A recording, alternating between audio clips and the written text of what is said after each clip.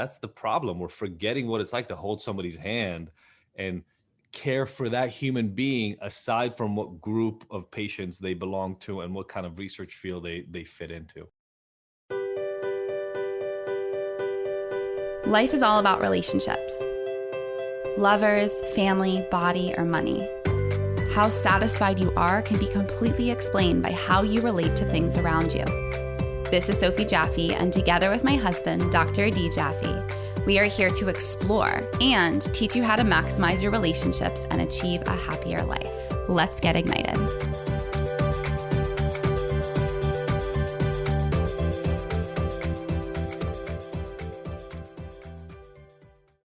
Hello, everybody, and welcome to this episode of the Ignited Relationships podcast. I'm Adi Jaffe. And I'm Sophie Jaffe.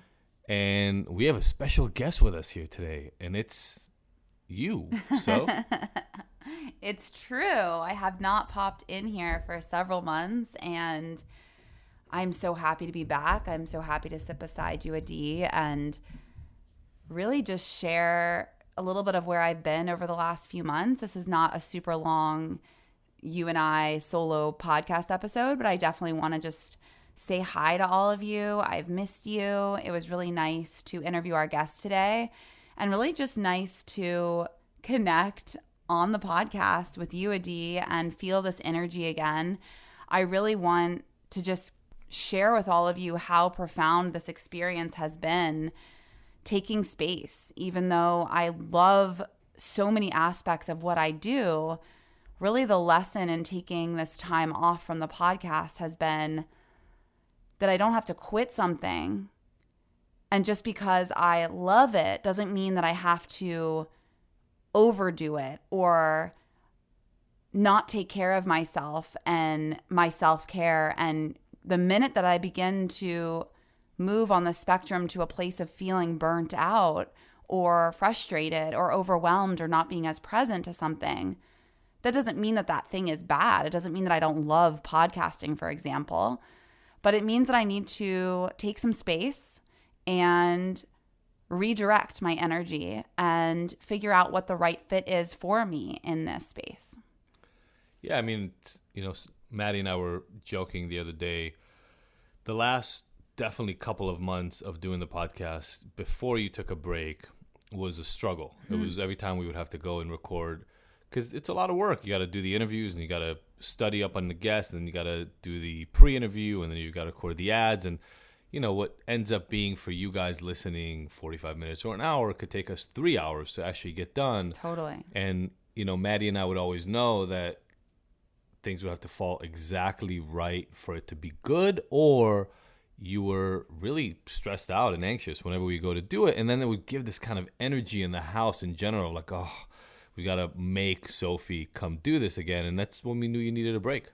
Yeah, and I think even more than the time that it took, which was a lot, it was the energy. And because I bring such a presence, and you do too, if you and I were not in sync and had like the right amount of time outdoors that day and moved our bodies and we fed ourselves well and nurtured ourselves and we didn't have too much chaos, like to have Adi and I sit still for that many hours and feel super present and happy and content, that's really vital. I think that's a really big part to it because of who we are in the world and how radically transparent we are. So it brings this other element of, presence that is so beautiful, but that felt a lot like pressure to me. And if I was feeling a little off, I felt like all of you knew it and that I was a fraud in some way, or that I felt bad for our guest or something like that. So again, it was my own pressure I put on myself.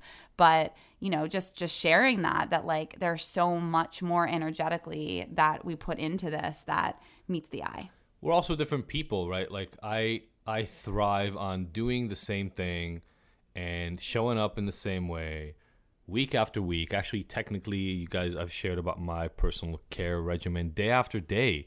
That's what gets me going and what keeps me stable. You can't stand doing the same thing. No. Probably for like 2 weeks in a row would drive you insane. Yeah, no, I can't stick to anything. I can't stick to anything, and I don't want to. It goes against the grain of who I am. I can do, 2 days probably of the same routine 2 days in a row, and then I'm over it. Like, it's just not. Like, I've been waking up at 5:30 and working out, since right before COVID started, maybe right after because the timing changed, but something around a year and a half. I don't know that you've done the same thing. Well, and again, I don't do it on the weekends. When we go on vacation, I don't do it. So there's interruptions. But when we're home, 90% of the time I'm doing it. Yeah.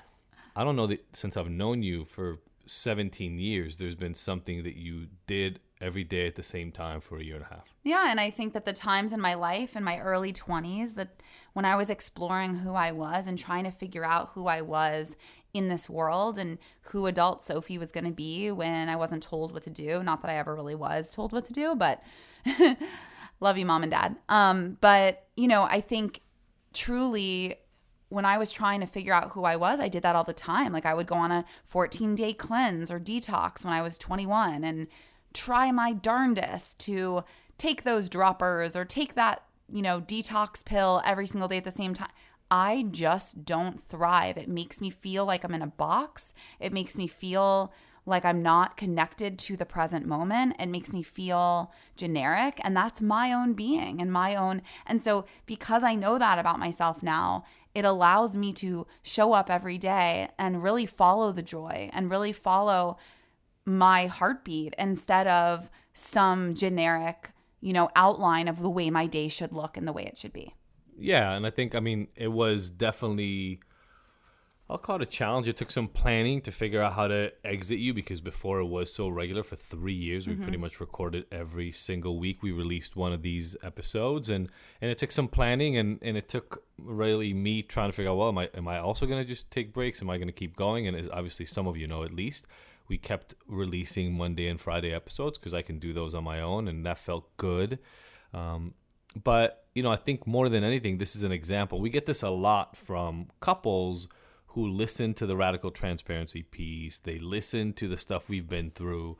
They like the idea of really honestly expressing yourself to your partner and then taking in what they were saying and expressing how you feel and then reacting. They like the sound of that. What they don't realize is that means you have to listen to your partner and be honest about what you're experiencing, and then make a plan and potentially change things in your life based on those adjustments, right? And that can feel scary. Like, that change can feel really scary. And, I thought about this change specifically for a while, and I didn't know how to execute. And I felt afraid, like, what will it mean for the podcast? What will it mean for our listeners? Will they go away? No. The truth is you follow us because you love us. The truth is you love the content that we share and the guests that we bring on, and you love Adi and I for the way that we speak and show up in the world. Therefore, if we release an episode randomly, like we are right now together, you guys will show up and listen and connect because you're here for us. And so I think that that's really reassuring and made me feel less afraid. To be honest, it just goes beyond that for me, and it is, we started the podcast to share intimate conversations that we were having. And, 3 years and 140 or 150 or so episodes. I really should have looked at the number exactly beforehand for the Wednesdays. We did definitely over 120, 130 episodes together pretty religiously week after week. That's a lot of intimate conversations. And since that was the purpose on the front end, anything after that, when you started feeling like it wasn't serving you, like it was going against who you are, like it was causing us to fight every week. Yeah. Every week we were fighting because of this. And I want to share a little bit more about what he's talking about. So when we first started the podcast, we really wanted to share our story of, it's literally our story. That's the name of the podcast recording. And it was all about the cheating that we went through on both sides of the relationship and some perceived sex addiction and the way we navigated that betrayal, the way we navigated our marriage, the way we navigated having children, the way we had Radical Transparency evolve through that process. And for me personally, I was done with, after 4 years of sharing from that perspective, I was done with her. That version of who I was finished with. And I had evolved way past being that person. Yet I had kind of put myself in this positioning where I was sharing so openly and vulnerably that I was then attracting that sort of energy in my life and those sort of clients and couples in our life. And that's wonderful. But I needed some space from that version of who we were and who I was in that storytelling, what we were focusing on, what we were not focusing on, to light me up in a different way so that I could feel authentic in who I am and the way that I share on this podcast. And I think that that was really important for me to take the space, because I didn't know who I was anymore if I wasn't that victim. I didn't know who I was anymore if I wasn't this woman who went through these terrible things. And because I'm not her anymore. I'm not hurt anymore. I trust you fully. I want to be this version of who I am. So I needed there to be space and time to figure that out.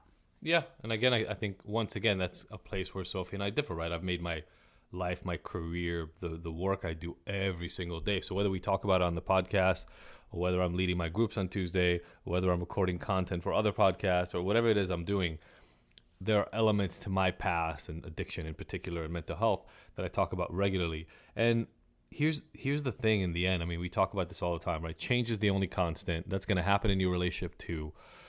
Who you were when you met your partner, if you stay with them long enough, is not going to be who you are 5 years later, 10 years later, 20 years later. There will be remnants. There will be themes. There will be, connecting strings that are part of those personalities throughout. But you're going to grow and you're going to evolve and you're going to learn. You're going to be different.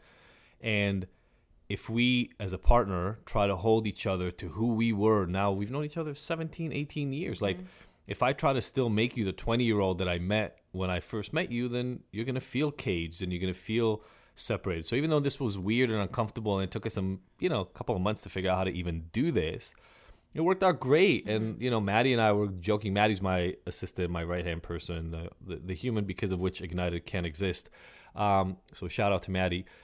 It was actually a little easier to record podcasts because whenever we need to get a guest, whenever we need to do something, it was only my schedule. Sophie's schedule is insane. My schedule is insane. Getting the two of us together was crazy. So it was really fun to sit back down and do one of these. But it's really funny actually, when we first sat and we were trying to talk about it, I had a little of the anxiety that used to build up for me for months around us sitting down and doing these together, because there were months, at least 2 months that I remember, maybe even a little bit longer, where there was a lot of anxiety around us recording together because the schedules weren't working out. Yeah, it wasn't about the schedule. My heart wasn't in it. And the reason, and it's not that I don't love doing the podcast. Let me be very clear.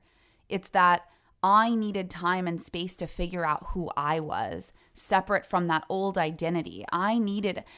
To someone else, they might not need that time and space. They might be able to embody that new version of them. But because I had been stuck in a story that I wrote for huge magazines, people were coming, I get hundreds of messages a month about this story that I shared publicly about Adi and I and what it feels like to be married to a sex addict and all of these really big things. And I'm not that version anymore, and you're not that version. And our marriage is so different that I needed time and space away from it in order to really embody this new version. And we had some really crazy times in the last 12 weeks or so where I really got to embody that new version separate from that story of who she was. And now I feel confident. And now I know that is it's a story that matters, but it's not who I am anymore. Yeah, it's a story that matters because other people are still in that same place and they get to learn from our history. And yes, you figure that out. But before you figured it out, what it felt like was we were still doing it. We hadn't had the conversation about you ending. And so it'd be like 9:30. The kids would go to sleep, and then we'd have to come down and sit down and record. And I'm an early riser, as I mentioned before. And I go to sleep pretty early, like by 10:30, I'm in bed. And it was a huge undertaking. So I'm really excited. Sophie's going to drop in periodically now. We're going to find guests and people that keep us excited. And yeah, when I feel that zap of ignited energy, I'm going to come running back and I'm going to book a fun guest. And feel free to send me any direct messages or send requests. We're getting some to our email now of guests that want to come on. We would love, if there's someone who is in our life and that we're inspired by, please let us know. If you have any questions about anything, we are here. Remember, you can leave reviews on anywhere that you listen to podcasts, but especially Apple. And we will send you a special care package if we read your review on air. So make sure you leave a review for us. Give us a 5-star review if that's what you mean and that's what feels right. We would appreciate it. And, I think the bigger thing here is the lesson of,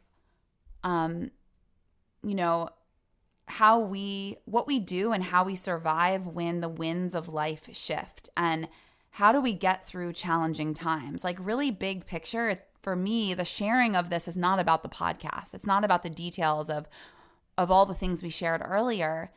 It's the bigger picture for all of us. How do we get through challenging times? How do we step away from what isn't serving us in the highest? Maybe we've outgrown something, a version of who we are, or a job, whatever.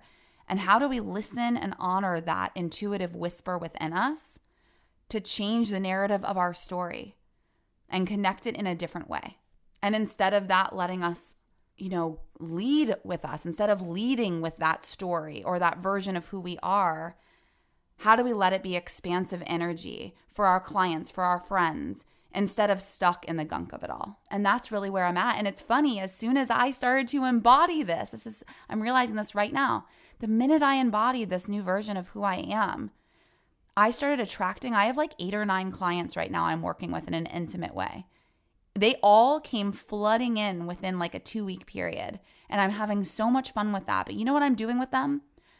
I am helping them embody an empowered version of themselves through really difficult things with their partners, and helping them to see that they're not a victim to their story. They're not a victim to what happened with them. And it didn't happen to them, it's happening for them. And I wouldn't be able to give that advice and help them so clearly if I didn't do the work myself. Well, I'm personally really glad, Soph, that you got to have that growth experience and that felt expansive to you. And I'm glad to have you back on the podcast. We are back today for Pride Week with Dr. Cecily Havert. She's a physician. We talk quite a bit about our medical community and medical service and Eastern, Western medicine and holistic medicine. Sophie shares a lot from your childhood, growing up in a holistic nurse practitioner household. And Dr. Havert really specializes in women's health, specifically around LGBTQ issues. So we talk quite a bit about that as well. I really loved that she combines mental health with physical health. It's imperative. It's so important. It's vital. And I hope that more doctors and more practitioners can move in that direction of combining that importance of mental health with physical. Yeah, absolutely. So see you on the other side. Enjoy this interview and happy Pride Month. We love you.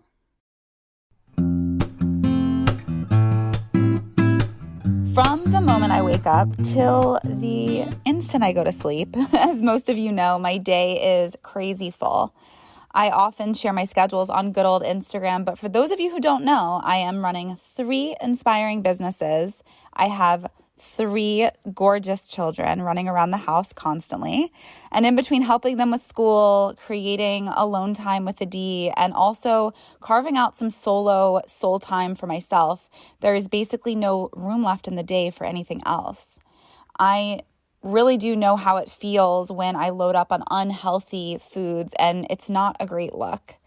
I don't have time to stress about these added fillers or sugars or whether my food will actually make me and my family feel good and be nutritious. And that's what I love about Philosophy Superfoods and why I started this company. I know that they are trustworthy, that they are packed with high vibe antioxidants, minerals, adaptogens that all help me deal with what the world throws at me each day. I love my life. I love my children and my jobs, and I want to be able to really thrive in all of these things and put on a bunch of different hats and roll with the punches. And Philosophy Superfoods really allows me and supports me in wearing all those hats. If you would like to stock up on our Philosophy Superfoods, which are always organic, raw, incredibly sourced nutrients, use the code IGNITED, that's IGNTD, to stock up for you and your loved ones. You and your body will feel so grateful for it.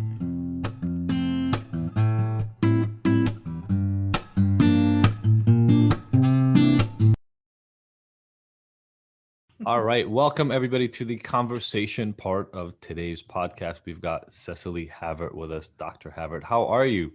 I'm good. Thank you so much for having me. Yeah, absolutely. Thank Pleasure. you. Thank you for tuning in with us. So many different things we want to talk about. And, what I love about conversations that we get to have with physicians in particular is I feel like the entire field of medicine is changing. I actually come from a medical family. My dad was a physician. My sister's an OBGYN. And so I've gotten to see over the last 30 years or so, the field really change. And in innumerable ways, I'm sure, and I'd love to hear more about it from your standpoint in particular. But I feel like when I was born, it was very much a white man's game. And I'm from Israel. Yeah, and just kind of, and kind of a paternalistic feel, right? Like, this is what I say, this is what you should do, not a whole lot of shared decision making going on. And so I definitely agree with you. There's been an evolution. Yeah, so true. Even the structure, right? And so it was, physicians were really lauded. They were looked up to. It was one of the most respected fields ever. But it was one of those things also where people were just not questioned. Doctor said so, you did the thing. And I definitely grew up in one of those households, both in terms of my dad and his authority, but also in terms of the reverence for medicine, and also very Western, also very science forward with no real input from the rest of the communal knowledge of the world. And I feel like generally in the world that's falling apart gradually in many organizations, but especially in medicine. I want to hear what it sounds like or what it feels like from the inside, as somebody who is in that field and developing, growing, and becoming a standout on their own. Yeah, there certainly is, an evolution that I've seen. I've been in practice now for, I guess, coming on about 20 years. And so when I was training, it felt, it feels different when you're training anyway, but I've definitely been able to see an evolution. What I've seen as being really important as something that really describes good care and needs to be part of it is the mental health piece.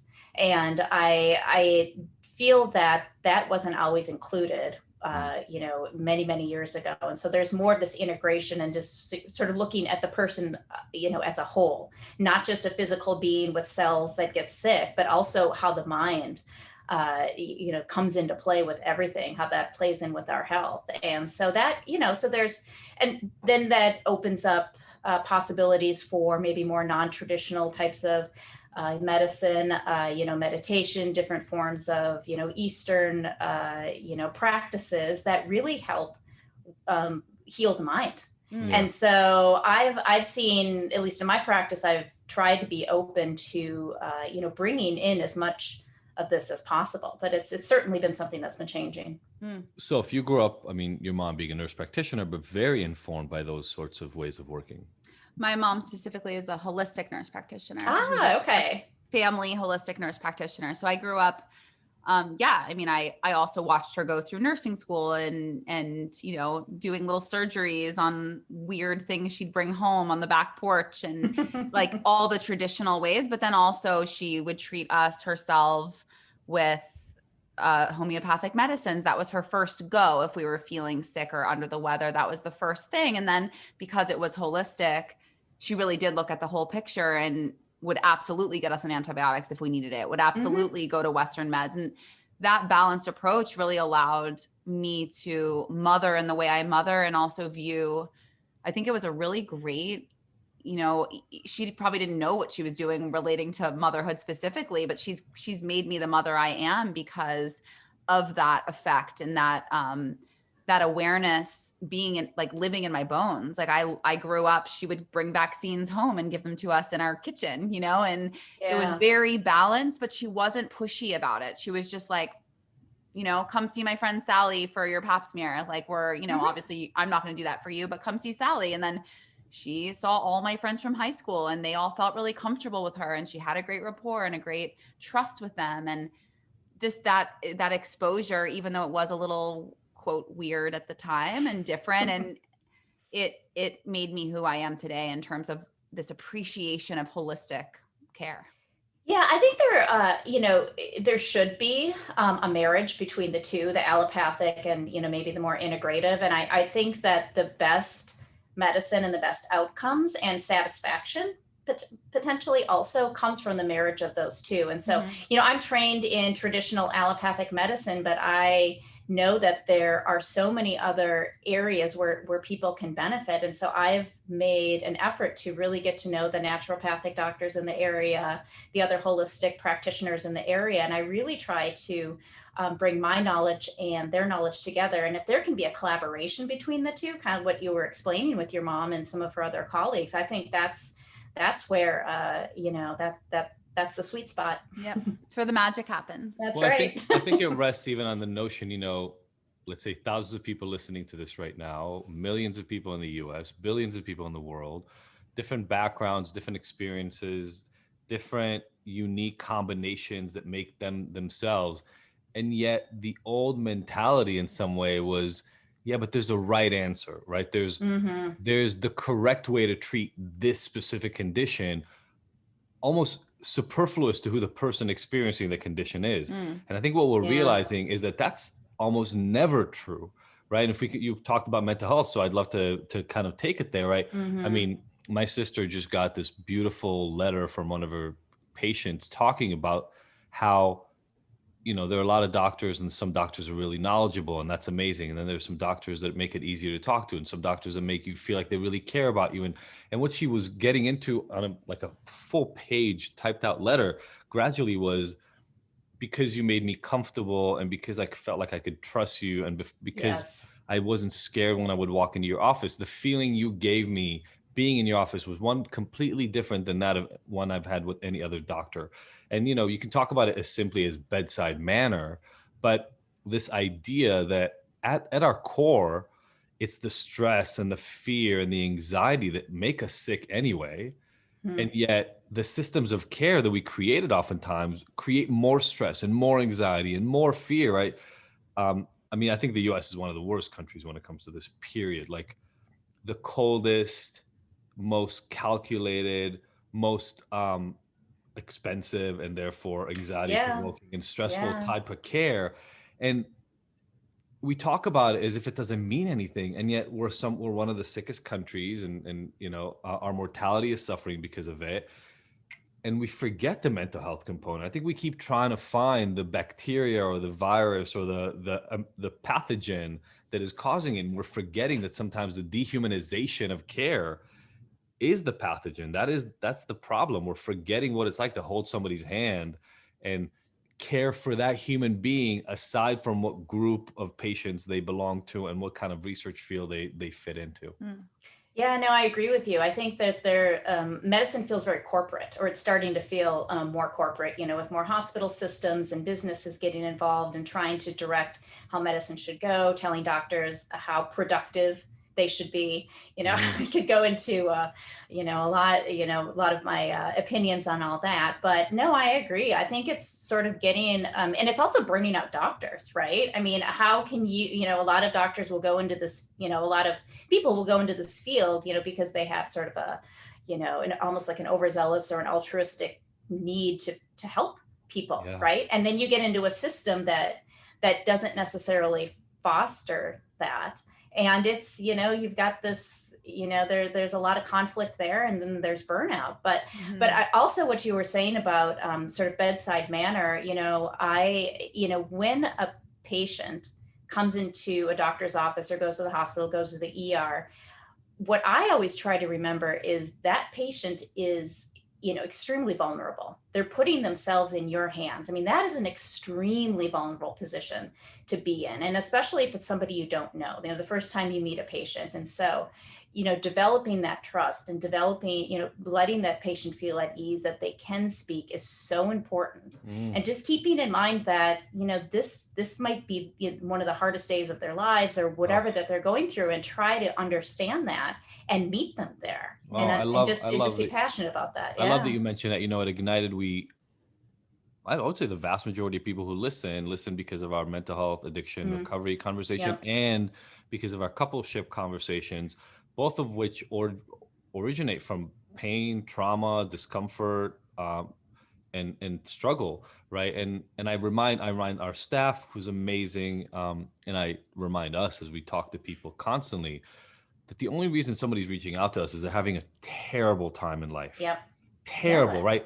There's not a single time that somebody picks up the phone or emails us and they're just kind of having a pretty damn good day and they just wanted to see what they could do about their drinking.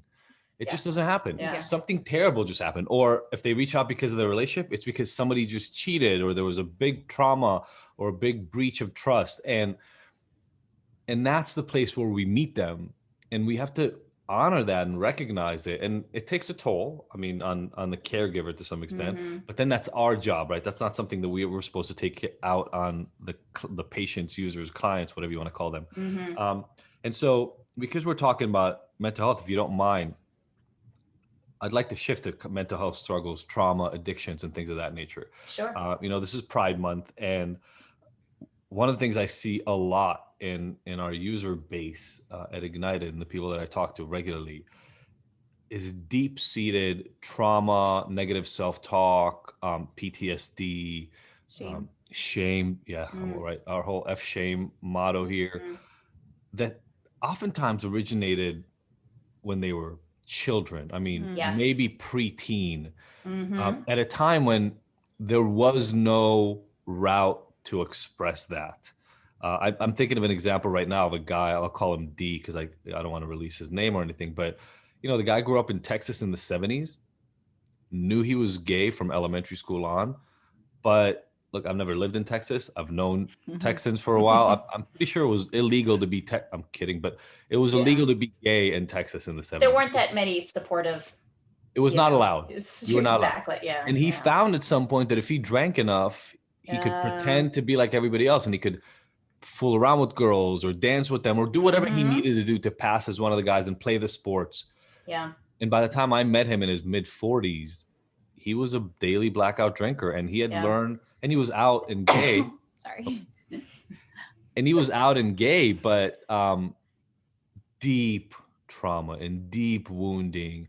And one of the major things he needed more than anything else is just acceptance. It's just the acceptance. I mean, just not being able to be who you are. I mean, that in itself is trauma, right? And if you start with that as a child, that's hard to shed.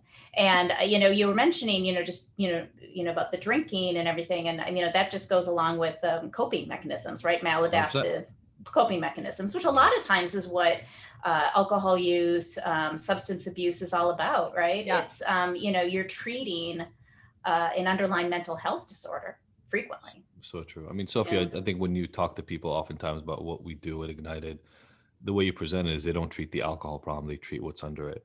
Oh yeah. You can't have good recovery unless you really dive deep and find out what's actually driving that. Right. It's generally not about the thing, whether it's drugs, alcohol, gambling, sex, food, whatever it might be. It's like to separate. I work with a lot of women who are going through cheating with their partners or just found out their husbands are living double lives and all sorts of things. So I kind of support them in that process of empowering them instead of, it's really hard when someone is acting out in that way sexually, even if it's not physical, because it's hard to not make it about you. Like if this man had an eating disorder, it's easier to separate yourself from it. Or even if they're drinking alcohol, as long as they're not affecting you in a negative way. Versus a sex or intimacy disorder? Yeah. Like the women that I work with have, this deep tie to like, what does it mean about me for what they're doing and they're acting out? When really, if you would replace that acting out with women, men, whoever it might be, with food, gambling, some other addiction, you wouldn't take it personally. Right. And so, it's a violation of their relationship, right? It's a violation of trust. But beyond that part, I think it's more, it's that you have to renew the trust and it's a violation of an agreement and all of that. But once you get past that, then there's a layer of like, well, maybe I'm not good enough, pretty enough, tall enough, brown enough, black enough. What did I do, right? Yeah. Well, how did I result? Yeah. Well, there's Yeah. the blame part, and yeah. So I try and actually just skip over that, because I'm like, it has nothing to do with you. You did everything from your end that you could have possibly done, and you were authentically yourself, as long as we figure out that they really were. And instead, staying curious about their partner and why they do the things they do and the habits that they do, instead of making it about them and taking it personally. And like, for me, I just want to help people. I feel like I wasted a lot of time being the victim and Adi was the perpetrator, because we have some cheating and lies and betrayal in our past. And like, there were so many years where I just like obsessed over these women that he had these experiences with. And I made it like, I really just wanted to understand like what she had that I didn't. And it wasn't about me. And so those wasted hours and days and weeks and months of my life being like, I'm not good enough, I'm not this enough, it wasn't about me. So I love to help people like speed up that recovery from there, and like keep your side of the street clean, but also just stay curious. Yeah. So Cecily, what do you do? I mean, people come to you primarily, I assume, for the physical disorder, right? You're a physician, so they come for that. And yet you're so aware of the mental health components and obviously of the shame and how do you bridge the two and essentially align their mental health needs with the ailments that it may be bringing about? It can be really tricky. I'm a primary care doctor, so I do wellness visits, but I also do sick visits. So people come to me with complaints. So, for example, so a sick visit, there's, somebody will come to you with a complaint. And, what I try to do is try to approach it completely with an open mind.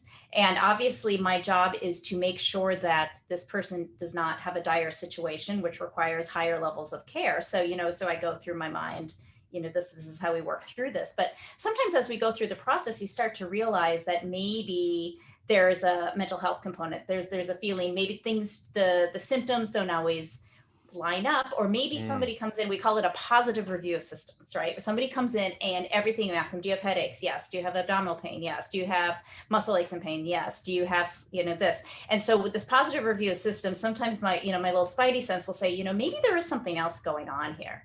So because everything is so activated. Because everything is so activated. And, there could be other things. And so it's, I do have to walk this line between physically what types of conditions, diseases could this be? And a lot of what I do is ruling things out. So I help the patient go through the process of ruling things out. A lot of what helps them is just reassurance that the palpitations they're having is not a heart attack, or, the headache they're having is not a brain tumor. And so I can usually, diffuse that fear relatively quickly, but then what, especially if those complaints continue, and maybe we don't have a good answer. So it's not the brain tumor and it's not your heart attack, but it's still happening. And then you have to start to dig a little bit deeper. And that's usually when, we start to explore, well, how, from a mental health standpoint, where are you? How's your sleep? That's one of the, a good kind of starting off question, because that tells you a lot about where you are, right? If somebody's not sleeping, well, why aren't you sleeping? Yeah. Well, I wake up all the time, or I can't fall asleep. Well, why is that? And then you can kind of start to, but one thing I do find is that, a lot of times people will get a little defensive if you start to, say, oh, maybe it's your anxiety. This is what's going on, and say, well, it's not in my head. They get very defensive, whether it's the stigma or whatever it is, whatever that barrier is. Oh. But, and I try to validate. I said, what, I don't believe that your headaches or your abdominal pain or any of that is in your head. However, we do also have to recognize how our mind and our body interplay with one another. And our mind can turn symptoms up in our body when if we're not listening to what's going on in our mind, if we're ignoring our anxiety, then our abdominal pain has to start and say, well, maybe you'll listen to me. Maybe you'll listen to some abdominal pain, and then sort of backtracking and seeing. But it's a process. I mean, sometimes I'm seeing patients sometimes for months as we work sort of backwards. It's so interesting because it sounds like the work is literally almost coming at it from the opposite angles when I see people, right? They come in and they know there's a struggle, and sometimes it's very physical in nature, like whether it's genetic or epigenetic risks or other sort of Ticks or like one of the things I learned pretty early in my clinical experience was this whole connection between gastric bypass and stomach stapling and alcohol problems. And so sometimes it is a very physically natured thing. There's a biological change in the human, and it causes a complete change in sensitivity to alcohol. But it takes a while to get there sometimes, and we start in the mental. And I love you just said it so well. And it's so sad to me because when you understand this deeply, the connection between the physical experience and the emotional and cognitive experience is, I mean, they're tethered. They're one and the same in a real way. They are, I think it's such a relief when I see somebody on my schedule that says anxiety. I'm like, oh, they've come to that conclusion. They already know. Right? Yeah. They already know. I'm like, oh my goodness. Okay. A lot of my work is done here, not, but in terms of coming to it, it's the people that come in with the somatic complaints that I find are the most challenging, but it's a process. And I find that as we go through that process, there's a lot of trust building that happens. And so finally, when we get to the point where we really have to start talking about mental health, and sometimes, they may not know, there may be lots of walls up for lots of different reasons, previous trauma, whatever. I mean, trauma lives in the body, and sometimes we just don't even, realize this. So you mentioned, and you talked about, I know this is an area that you work in, intimate partner violence, right? I mean, you want to talk about something people don't want to talk about. And so if you have a story around this yourself, and so I think it might be worthwhile here mentioning, a lot of times people come in with stress, anxiety, sleep issues. Life seems completely out of control, and you don't identify. It takes forever to identify that there's something. Because sometimes it does, terribly wrong. And and what I didn't learn this until I met Sophie. To be perfect, I had known women who had been in unhealthy, maybe even somewhat abusive relationships, but it wasn't until I met you, Soph, that I realized the gap that can exist between what you think somebody who's in an abusive relationship looks like, feels like, sounds like, talks like, and the reality, which is anybody you meet at any given point in time could be hiding that kind of abuse. And we're coming out of COVID, and I know that was a really terrible time for some people in those relationships. So I'd love to maybe dig into that a little more. Yeah, I mean, part of, what we do also, when I mentioned that, I'm a primary care doctor, but wellness exams. And what I feel is really important at these exams is screening for these disorders. Sometimes if you don't talk about it, if you don't bring it up, people may not bring it up. And so I feel that it's my job as a doctor to ask these questions. If you don't ask, you may not hear. So it's, so that's one thing. And so just asking about safety. And so sometimes you're surprised with the types of answers that you get. I mean, asking questions just, not only, and abuse comes in all different forms, right? It's not just physical abuse, but it can also be emotional abuse. So are you insulted? Does somebody insult you on a regular basis? Are you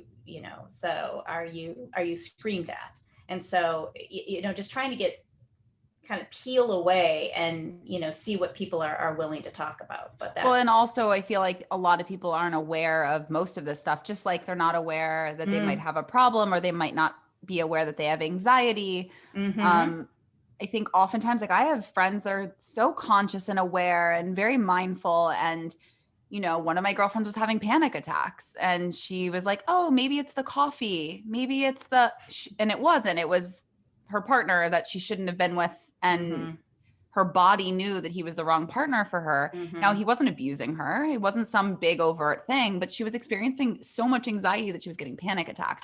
So her body was creating this thing, and she's very aware. She meditates, she does yoga, she's mindful, all those things. And yet it took her breaking up with him to realize, oh, the panic attacks are gone. Yeah.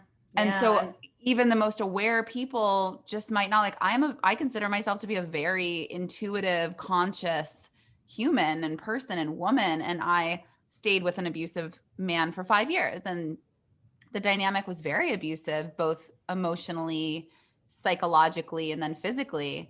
And I stayed because in my mind, I made up these reasons that it made sense to stay. And so if I can do that, and I can convince myself and everyone around me, my entire community, my family, all my best friends, everyone thought it was roses for the most part, unless it was a big blow up fight, which they were exposed to, and they would just call it on the alcohol or call it on a bad day, you know, that was the norm for us, was really just like this dysfunction. And I just swept it under the rug and just kept on going and made up reasons why it was okay for me.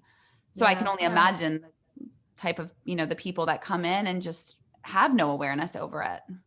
Yeah. And, you know, it does, sometimes it's a process, and sometimes you don't always identify it right away, but there's once you get to know somebody pretty well, and like I said, you know, you develop that trust, you do start to get inklings of it. And especially if it seems like there's a lot of anxiety or sleep disorders or, you know, something, or, you know, sometimes you just start to get a sense, and then you start to ask more questions. Exactly. And then, but it's a process. It's definitely a process. That is the beauty of having someone that you work with consistently. Yeah. Like, neither of us have doctors that we work with consistently. Like, I kind of feel like, even growing up the way I did, I never had a consistent doctor. I just saw my mom and occasionally her friends, but it was something outside of her wheelhouse. But I never really grew up having that consistency. And I can really see the value in seeing someone regularly to connect with on that level. Yeah. You know, I'd like to think of myself as an advocate, and, you know, and also a project manager for a lot of my patients, because I do a lot of coordination of care, and I do interact with a lot of the mental health professionals. So there's a constant flow of information. And, you know, so, you know, and it's great because I can, you know, I help on the, you know, the physical side, but then I've got the mental health side that, you know, that I collaborate with. And so it's really, it's a nice process. And I think it's very helpful for people. I love to maybe again, like bring the focus. I know that a lot of the work, whether it's in advocacy, policy, and things of that nature that you do focus on the role of women. And again, especially it being Pride Month, I'd love to hear a little bit about, first of all, how you got to that direction in your work, because that's not necessarily where medical school takes you in terms of the work you'll be doing for the rest of your life. I'd love to hear more about that. Yeah, I mean, a lot of, you know, sometimes you don't always plan to go the direction that you want. I mean, a lot of it is just the experiences and the people you meet along the way. So it's just, I think, and also it's where you feel that there's a need. And I found that with working with the LGBTQ community, that there was a lot of suffering and the mental health issues. And, you know, there's a higher prevalence of that. And I felt, well, what can I do to help make this, you know, an affirming and safe process? That's what I strive to do for all my patients, you know, knowing that they're coming to me in a vulnerable state and giving them that safety that they need in order to achieve their best self. So I just felt that I was dealing with a lot more, and I'm sure you've talked about this in your program before, just with addiction, mental health. You know, there's a lot of more alcoholism that you see in the LGBTQ community. You know, there's a lot more partner violence. I think we talked a little bit about partner violence, but there, especially with, you know, it's interesting with in bisexual women, it seems like there's a very, very high prevalence of that in comparison to heterosexual women. So it's really interesting. And can you go into that a little bit more deeply? Or you talk so when you're saying among bisexual women, are you talking about in male female relationships, or in their female relationships? Like, I'd love to inform people. I mean, again, right? Like, awareness is so key here, because as Sophie mentioned, until you know what to even look for, it may be right in front of you and you're not seeing it. Yeah. And, you know, it's both. You know, it's interesting. I mean, frequently they're reporting, especially if there is, you know, rape or forced sexual relations. Most of the time it's with men forcing their way with women. However, it can happen, you know, in bisexual relationships and even in lesbian relationships. I mean, it can be, you know, women perpetrators as well. So it's, you know, but for whatever reason, you know, we just see, you know, partner violence being a little bit higher in the LGBTQ community, along with, you know, higher levels of anxiety and depression and substance abuse. And one thinks it's probably a lot of this has to do with, you know, just, you know, even in their youth, just feeling accepted, finding their place in society, feeling good about themselves, valuing themselves as a person. You know, I mean, there's a lot of, you know, just a lot of different layers that happen, and a lot of trauma that happens also. And especially in LGBTQ youth. And that it ripples out. One of my And closest friends in high yeah. school, who we all knew was gay. She was a woman. She was gay from an Trans. early. No, she wasn't trans. She was Oh. just. She ended up. She ended up having a sex change later, but at the time she was identified as a gay woman, and we all knew it. But her family was very Roman Catholic, and she came out to her mom and was immediately kicked out of the house for months. Yeah. For months. And you know, she had all of our houses to sleep at, and so she didn't go homeless or anything like that. But I remember even back then thinking to myself, holy shit, like, just we all accepted her just de facto because she was that. We all knew and we understood it, but it became clear to me that the level, and that was not abuse, right? It was just rejection. And so when you're talking about trauma, I'm imagining the deep, you know, violence, and therefore the reciprocation and the mirroring of violence later on, rejection, fear, deep layers of shame And shame. Yeah. Shame for years and I decades. blaming yourself for destroying the family, or, you know, being yourself. Just being yourself, right? Right. And you didn't do anything wrong. You're just being yourself. Well, that's a source of huge trauma, especially if you do not have the support of your family. And a lot of, LGBTQ youth and adults, they lose their families over this. And that's devastating. You mentioned, thankfully your friend was able to, find places to stay, but homelessness. Yeah, exactly. A huge number of homeless youth are in the LGBTQ community, and a lot of it's just being kicked out of their homes or not feeling like that they're even safe there. So there was that story. I should have researched the names just so I could have it here. But and there was that child. He was elementary school age, but he was beaten to death by a stepfather for displaying he was cross-dressing, and he was displaying these sort of gay characteristics. And I just have to imagine, because even if you don't experience it yourself, you still get aligned with these other members of this group, because you do get stereotyped, you do get stigmatized, you get shamed. And we just, obviously there was deep awareness about racial inequality and the role of race in violence in this country. And I have to imagine that not far behind it is this LGBTQ conversation, right? It's no wonder when you take a group of people that's been so ostracized and stigmatized and shamed for years, and at the same time lauded and celebrated. It's kind of an insane thing, right? Like, a lot of performers may be gay and they're accepted as long as they're that. But it's a very convoluted, sort of bizarre conversation that it must be hard to see. And then to know that you could be the victim, even if you hadn't been to date, that you could be the victim of this sort of discrimination now as an adult, being totally okay because somebody has deep hatred, fear, or, stigma against you simply for belonging to that group. Yeah. You feel like you've always got to be watching your back, right? You don't know who's going to be accepting and who's not. And, and a lot of, in recovery also, in recovery situations, treating the LGBTQ community, sometimes you even need specialized programs, just because in order to come to true recovery, you've got to kind of lean into your vulnerability. And it's really hard. If you are living like you are always got to be defending yourself, you can't let your guard down. That's tough. And so, sometimes you even need specialized programs, or programs that understand that and offer a little bit more support in that area.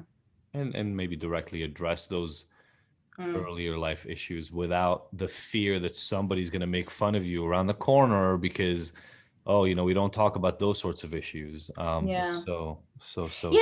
But a lot of what I try to do in my practice also is just to be, to try to show that this is a safe and affirming place, and ask the questions. Don't assume that everybody's heterosexual, and don't assume that everybody needs contraception, within their relationships and everything, and just try to just ask the right questions. A lot of, and also with the trans community, there's a lot of mental health surrounding that, and violence surrounding that too, victims of violence. So it's just, making sure that that you're asking, what is your sex? What was the sex assigned at birth? But, what is your gender currently? And what are your preferred pronouns? And just, showing that you have that openness, it says a lot. And then I feel that the relationship that I have with my patients is better just because that level of trust is already there. What can we do? I want to hear more about how you take care of yourself in this line of, as practitioners and healers and all the things. It's so important to take care of yourself. So we're going to ask you 5 questions at the end in a moment. But how can we do, what can we do this month? It's Pride Month. It's all about awareness. We were very active during mental health awareness last month. Obviously, the goal is to every month bring more consciousness and awareness and support to these topics. But especially this month, what can our listeners do right now today to take even one small step to help? I think, that's a great question. I guess reading and learning and just trying to understand the experiences, I guess, of the LGBTQ community, because we can say we're allies and, hey, we're behind you, but until you sort of understand what is still wrong with our society and the problems that we're still working with, and admitting that, sometimes you're part of the problem. If you aren't trying to fix the problem, then you're not necessarily, part of the solution. Reach out to, somebody in the community and ask them, what are your experiences? Where have you felt that you're, that you were discriminated against? Where have you really, really struggled? I think one of the things that I learned deeply from the racial conversation in the last year and a half was that component, right? Just sitting on the sidelines doesn't make you an ally, right? There are people, and I was writing this as you were talking, there are people who constantly refer to back to the good old days. And I hear this in conversation all the time, man, I miss the good old days when you didn't have to worry about pronouns. We didn't have to worry about being politically correct about how you talk about race or people of different ethnicities. And I keep reminding them, I go, those were the good old days for one group of people, just so we're clear. White men. They were the good old days for white, upper middle class or middle class and above men, not even white poor men. Right. Those were the only people for whom that was, and Christian, by the way. So white, Christian, middle class and above men were the only people who consider that time in history the good old times. Everybody else was walking on eggshells in deep pain, worried, being completely ignored, by the way, and feeling like they had no role, will never have a role, are completely disempowered, and in fear for their lives sometimes. So I think, as you're mentioning, because I hear this now about pronouns all the time, shit, why do I have to fucking mention pronouns? And it's you know what? Because you make assumptions about people all the time based on the reality you've lived in, but those people that you are kind of upset at for bringing this notion of pronouns up are essentially just saying to you, hey, not everything is what you believe it to be. And unless you get to figure out how to have a conversation with me so you can understand my reality, we're going to keep living in 2 different worlds. And so I just want to remind people as we're listening, these times of change, they do cause friction and conflict. I get it. It's not supposed to be comfortable to evolve. It's not supposed to be comfortable. It's not supposed to be easy. But I mean, that's actually where, that's where we grow. And it's the most natural thing that humans, that living creatures have, is the only constant, is this evolution and change. And so it kind of leaning into the discomfort, making mistakes. I know during BLM, those several months, I made so many mistakes, but I was out there.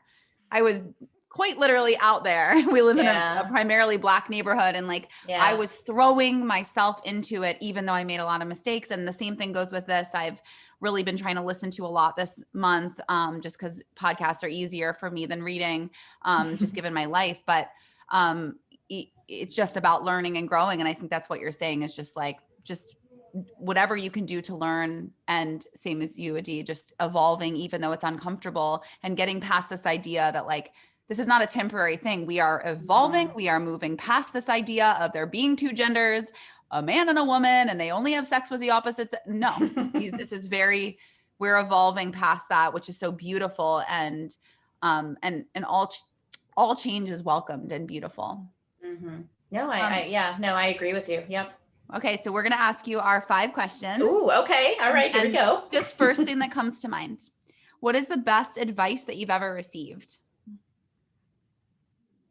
The best advice that I've ever received. Okay, I am someone who overthinks everything. So I have to kind of like anything. Anything. It could be from a, patient. Some of the best advice that I ever received was changing the nature of the practice. I used to be in one of those practices where you see 22 patients a day and you feel like you're part of a machine. And some advice that I got was, you don't need to do this. You should also practice self-care, and the care that you give, you'll also, the care that you give yourself will also be reflected in the level of care that you give your patients. And I made a big change, and I practice a completely different style of medicine, and it's so much more rewarding. So someone who sort of helped nudge me that direction, that's probably some pretty good advice, at least for my career and my mental health. Yeah, I actually have to acknowledge just I feel an ease in your presence, as opposed to some doctors that I've met that have an agitation because they are cut their time is cut short and they are, up against the clock. And with you, it does feel, I can tell that you do give that gift of self-care to yourself. So we'll get to that question. Oh, okay. I jumped ahead. No, it's all good. What has been one of your proudest moments to date in life? Oh, it's funny. The first thing that jumped to my head is something to do with, just my kids. I think one of the proudest moments is, seeing my kids, advocate for themselves, but also advocate for others. I love it that my kids really try to stick up for the little guy. And I've seen that happen before, where both my boys will kind of rush to the kid that's crying, or is maybe not accepted, and really try to bring them into the fold. And that just brings me so much joy, because I feel like, well, I hope maybe I had something to do with it too. But I love that, and just bringing the next generation of compassion and wellness into the world. 100% resonates on so many levels. What about your hardest moment?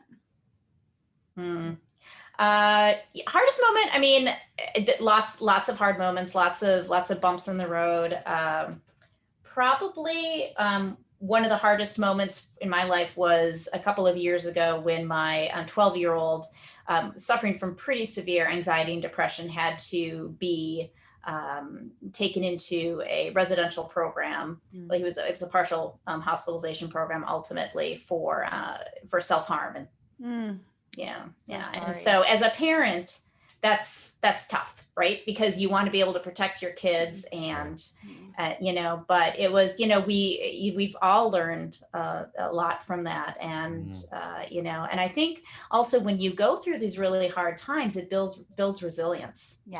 And so, and so even though this is a really, really hard time, I feel that the person I've become, and especially the person that my son has become, is, as leaps and bounds where he was. So it's a hard moment, but it's interesting. That might be, evolve into one of my proudest moments also. Yeah. That's how I feel about all the traumatic things in my life, specifically in our relationship. I feel like the traumatic hardest moments are what have given us the gift of where we are now. So you have to recognize it at that. What about your self-care rituals? How do you take care of yourself? Self-care. So exercise is probably something that I really, really enjoy. I feel that is probably one of the least used anti-anxiety and antidepressant, sources out there. So I like to be active, but I also really, really like to connect with people. Honestly, it's funny because I'm an introverted person, but I feel that the connections that I make with people are so, so important. And so that's part of what I do. I try to get enough sleep. This isn't always the greatest. I don't always achieve that, but What's enough sleep for you? Enough sleep for me is probably about 7 hours. Got it. Yeah. Sometimes I'll get 5, sometimes I'll get 9, but yeah. So sleep is pretty good. But I always say I want to meditate more, and I always tell my patients to meditate. And that's not something that I've been able to work into my regimen, but it's a goal I'd like to do more of. Yeah. I think our daily self-care practices are always a work in progress. You always find new things that you can do. Our podcast is called Ignited, right here on this hat. What gets you ignited in life? I think being, I think the empathy and that I have for my patients, and ultimately how that turns into compassion, because compassion is sort of the action part of empathy. That makes me really, really happy. The fact that I can be that for my patients, the fact that I can help them in one of their most difficult moments. And that doesn't just go with my patients, that goes with my friends, that goes with my family, that goes with my partner. I just being able to offer that is enough to really bring me joy. I love it. That's beautiful. Something all of us can strive for. More of it. Cecily, thank you so much for joining us here today and sharing your work and your wisdom. I love seeing the change in medicine. I hope that, like the evolution of humanity here, it becomes more and more inclusive and allows more practitioners to find their place, their niche in this holistic world. So thank you for doing the work you're doing. Thank you for being one of those people who left the traditional way of practicing and showing people that there's another way. Yeah, no. Thank you so much for having me. It's been a pleasure. Yay. All right, everybody. As usual, subscribe, take some screenshots, let us know what resonated from this. Have an amazing, amazing rest of your week.